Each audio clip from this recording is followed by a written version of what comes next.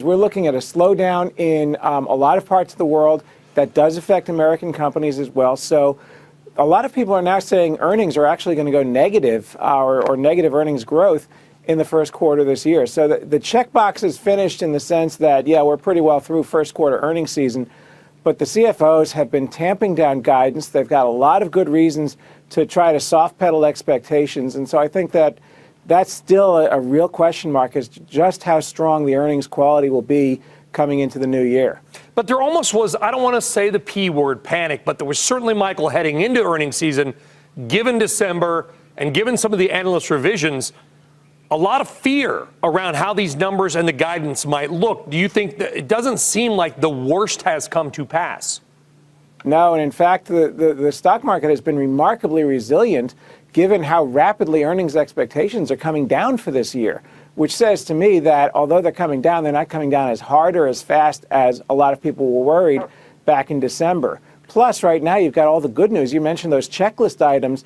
Well, most of them are looking pretty good. It's unlikely, I think, that there will be a shutdown based on the border issue, because if Congress has a deal, the president would probably be well advised to sign it, and then if he needs to do something else, he can figure out what else to do, but at least there won't be a shutdown.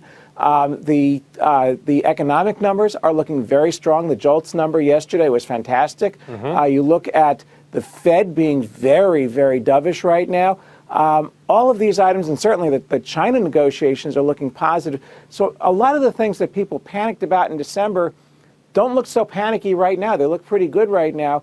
But the underlying economic issues are still a little bit softer than they were before. And the corporate earnings expectations a little bit softer, maybe even negative growth. So I'm not sure we're totally out of the woods here. Okay, but let's go back and show the wall again, guys, because we got 5 issues in our checklist, okay? And it is possible that all 5 of those things could be checked off. If we get some kind of a Brexit deal, the deadline's March 29th, something's going to happen. The debt limit also in March, something's going to happen. By the end of the quarter, Michael, all 5 of those boxes could theoretically be checked off. And I'm being optimistic here because why not?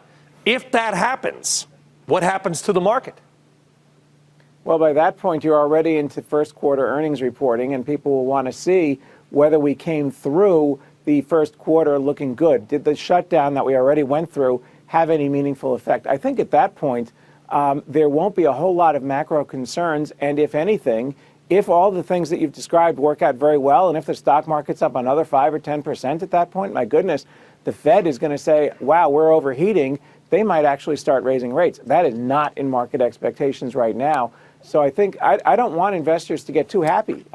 Yeah, there's a lot of good check marks being checked off, but there's still some risk in the market, and I think we still need to be somewhat sober about that.